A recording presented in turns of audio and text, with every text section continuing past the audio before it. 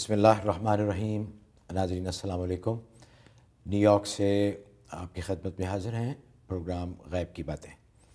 हमें बड़ी खुशी होती है आपसे बात करके।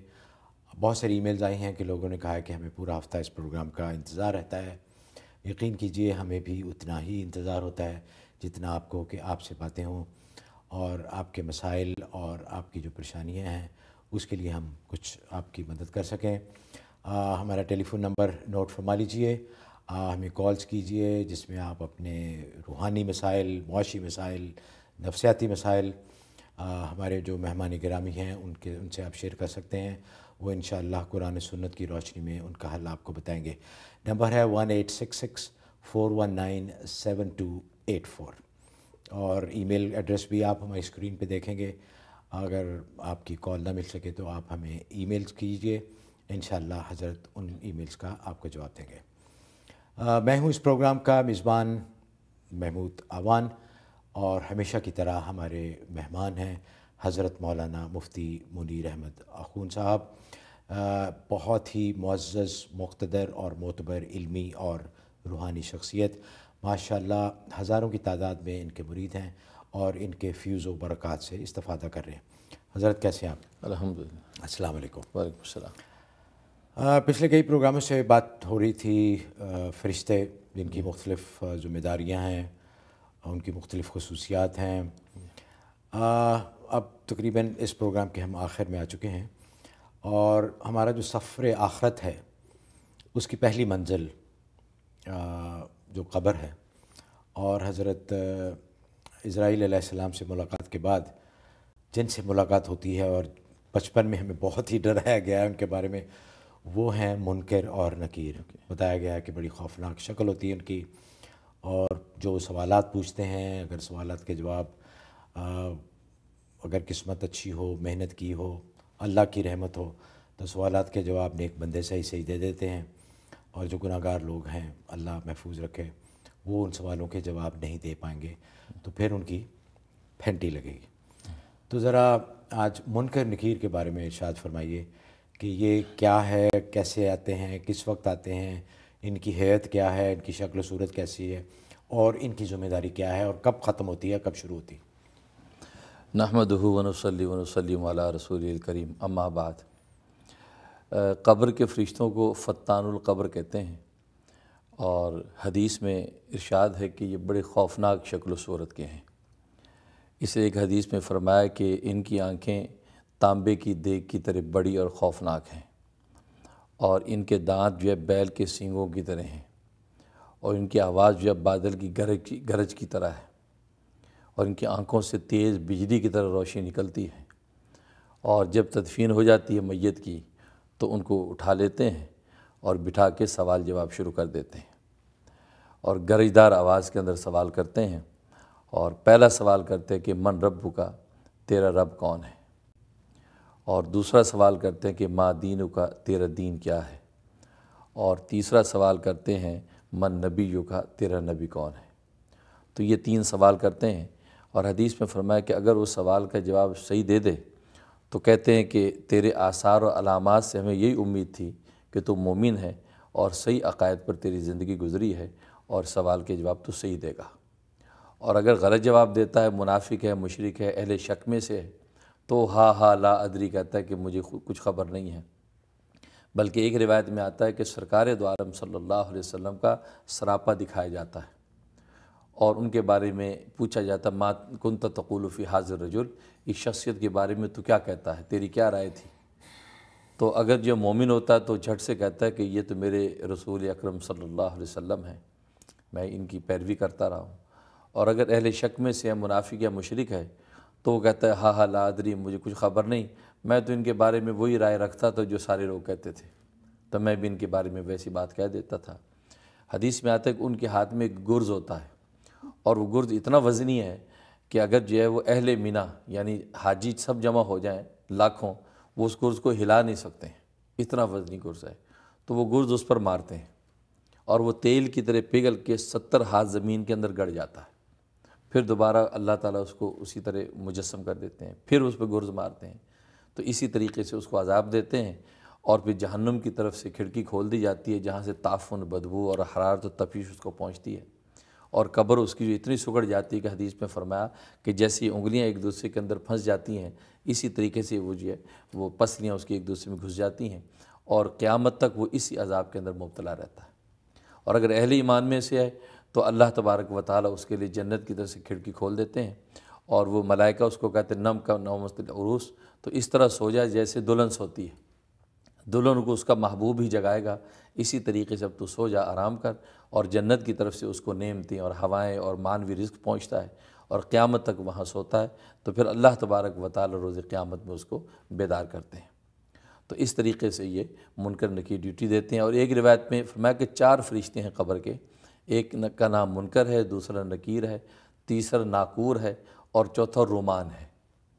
تو منکر نکیر کا کام تو وہ سوال جواب ہے، اور ناکور اور رومان کا کام جو ہے وہ عذاب یا ثواب کو مسلط کرنا ہے، جنت کی کھڑکی کھول کے عذاب ثواب کو یہ فرشتے مسلط کرتے ہیں۔ تو اس طرح سے اچھا حضرت، یہ فرمائیے کہ یہ جب دفنا کے آتے ہیں لوگ تو اس کی کتنی دیر بعد یہ حضرات تشریف لاتے ہیں؟ جیسے کہ حدیث میں آتا ہے کہ ابھی دفنانے کے بعد جب واپس لوٹنے لگتے ہیں تو اسی وقت وہ منکر نکیر آ جاتے ہیں۔ یہاں تک کہ حدیث میں فرمایا کہ تمہارے پاؤں کی جو کھسکھساہٹ ہے، جوتوں کی آوازیں تک وہ مردہ سنتا ہے، اور تم جب لوٹنے لگتے ہو تو اسی وقت وہ فرشتے آ جاتے ہیں۔ اس لیے حدیث میں فرمایا کہ وہاں پہ کم از کم اتنی دیر تک ٹھہرنا چاہیے، اور سورہ بقرہ کا پہلا رکوع اور آخری رکوع تلاوت کیا جاتا ہے، اور یہ بھی سنت سے ثابت ہے، اور وہاں جو ہے تدفین کرنے کے بعد دعا کے لیے جمع رہیں، تو اتنی دیر وہاں موجود رہیں جتنی دیر میں ایک اونٹ کی قربانی کی جاتی ہے، کیونکہ اس دوران میں اس کے ساتھ چونکہ یہ معاملہ مکالمہ چل رہا ہے، تو اب وہ وہاں لوگ کھڑے اگر دعا کرتے رہتے ہیں اور تلاوت کرتے تو اس کو میت کو اس سے تقویت ہوتی ہے، تائید ہوتی ہے۔ اچھا حضرت، عذاب قبر کے بارے میں ذرا فرمائیے کہ یہ قیامت تک ہوتا رہے گا یا اس کی کوئی خاص مدت ہے؟ اور اگر ہوتا رہے تو کیا یہ جسمانی طور پہ ہوتا ہے؟ کیونکہ جسم تو مٹی ہو جاتا ہے بالکل، تو وہ سمجھ میں نہیں آتا کہ ایک جو ہڈیاں بھی بوسیدہ ہو گئیں، گل گئیں، تو پھر کیسے ان کو ہوگا؟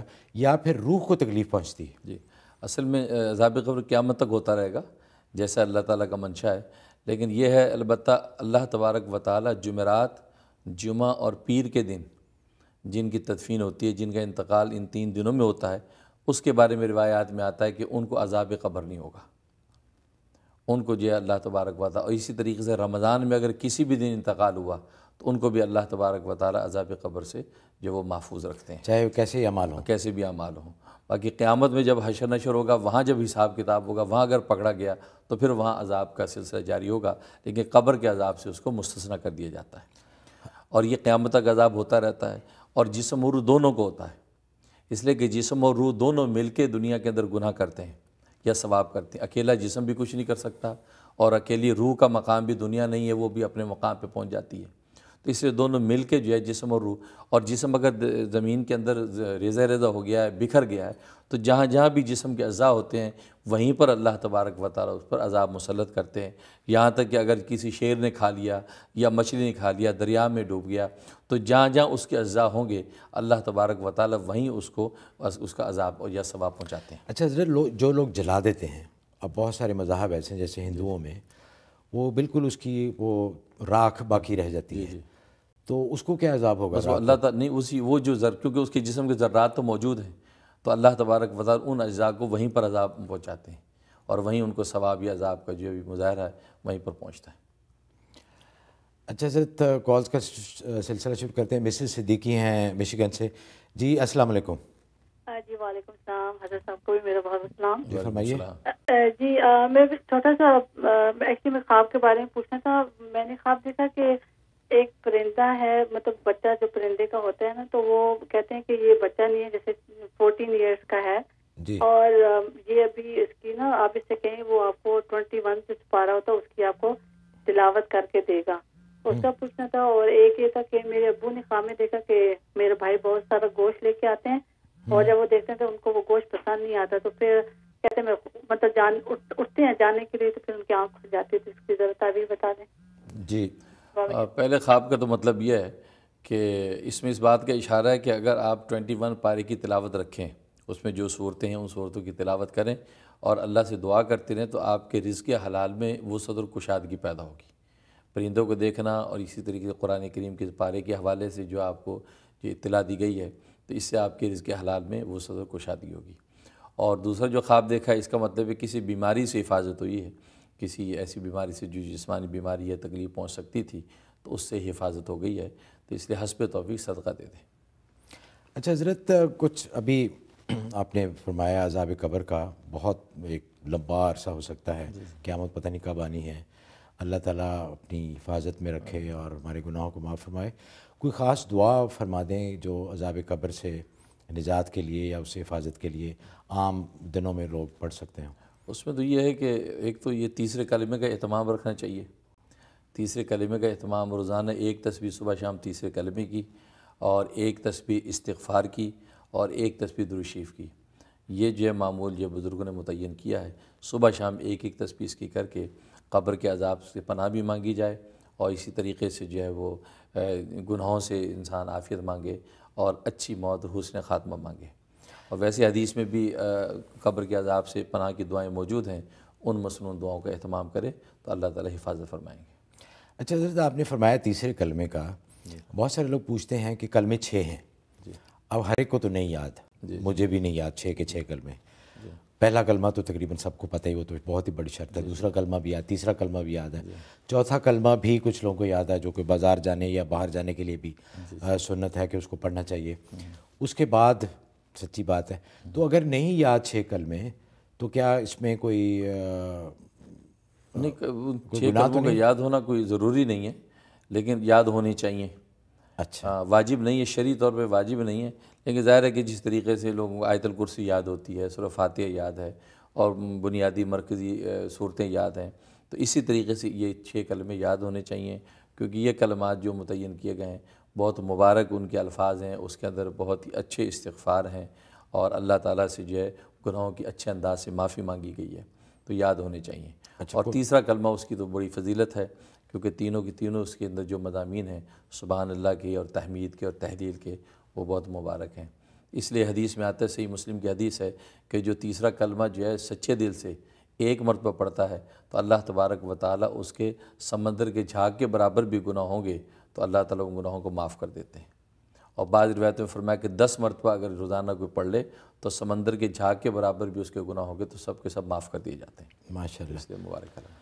خلیل صاحب ہیں جی مشیگن سے، جی السلام علیکم۔ ہاں جی، وعلیکم السلام ورحمۃ اللہ وبرکاتہ۔ جی فرمائیے۔ جی میں ابھی اسکول جا رہا ہوں یونیورسٹی میڈیکل کے لیے، تو میں نے پوچھنا کہ آپ دعا بتا سکتے ہیں کچھ پڑھنے کے لیے، اللہ کامیاب کر سکے۔ آپ کو ایڈمیشن ہو گیا آپ کا؟ جی جی ایڈمیشن ہو گیا۔ اچھا اچھا، فرسٹ ایئر میڈیکل؟ جی فزیکل تھراپی کے لیے میڈیکل۔ اچھا اچھا، ہاں، تو اس کے لیے آپ ایسا کریں کہ یا علیمو 150 دفعہ اور یا ناصرو 21 دفعہ، یہ فجر کی نماز اور عصر کی نماز کے بعد پڑھ لیا کریں، اول آخر 11 دفعہ درود شریف، یہ پڑھ کے دعا کر لیں، سینے پہ پھونک لیا کریں، تو انشاءاللہ آپ کے لیے تعلیم آسان ہو جائے گی اور آپ کامیاب ہو جائیں گے انشاءاللہ۔ ناظرین، یاد دہانی کے لیے ایک دفعہ پھر عرض کرتا چلوں کہ کاغذ اور قلم اپنے ساتھ رکھ لیں۔ حضرت بہت قیمتی یہ وظائف ہیں، بہت مجرب وظائف ہیں، ہم نہیں چاہتے کہ مس ہو جائیں، پھر آپ دوبارہ ای میل کریں اور کہیں کہ جی دوبارہ بتائیے، تو کوشش کریں کہ کاغذ اور قلم ساتھ رکھ لیں، اور دوسرا سوال مختصر رکھیں، اور جب بھی سوال کریں اپنے ٹیلی ویژن کی آواز بند کر دیں۔ وقت ہوا ہے ایک مختصر سی بریک کا۔ بریک پہ جانے سے پہلے ہم شکر گزار ہیں شریعہ پورٹ فولیو، جو کہ حلال طریقے سے انویسٹمنٹ کرنے کا بہترین طریقہ ہے۔ ہم سب کی خواہش ہے کہ ہمارا بزنس اچھا چلے، مال میں برکت ہو، اور کوئی حرج بھی نہیں ہے ایسی خواہش کرنے کا، لیکن اگر اس میں حلال طریقہ اگر آپ شامل کر لیں تو برکت ہی برکت ہوگی۔ اگر دوسرے طریقے سے پیسہ آ بھی رہا ہے جو کہ حلال نہیں ہے تو اس میں قرآن اور حدیث سے پتہ چلتا ہے کہ اس میں پھر برکت نہیں ہوتی، اور اگر برکت نہیں ہوتی تو اس پیسے کا کوئی فائدہ نہیں ہے۔ تو روزی میں برکت کے لیے سود سے بچیں اور حلال طریقے سے انویسٹ کریں، اور اس کے لیے شریعہ پورٹ فولیو ان کو کال کریں، ان کا 1888 حلال سٹاکس نمبر ہے، اور shariaportfolio.com ان کا ویب سائٹ ہے، وہاں پہ جائیے اور آپ کو وہ مختلف طریقے بتاتے ہیں کہ کس طرح آپ کے پیسے حلال طریقے سے انویسٹ کریں گے۔ ہم حاضر ہوتے ہیں دوبارہ آپ کی خدمت میں ایک چھوٹی سی بریک کے بعد۔ اس پروگرام کو پیش کرنے میں ہمارے ساتھ تعاون کیا ہے UBL کلک اینڈ ریمٹ نے، جو پاکستان رقومات بھیجنے کا آسان، تیز ترین اور محفوظ ذریعہ ہے، اور ہنی ڈرم نے، جو جلد اور بالوں کے امراض میں خالص شہد اور قدرتی اجزاء پر مشتمل بہترین پروڈکٹ ہے۔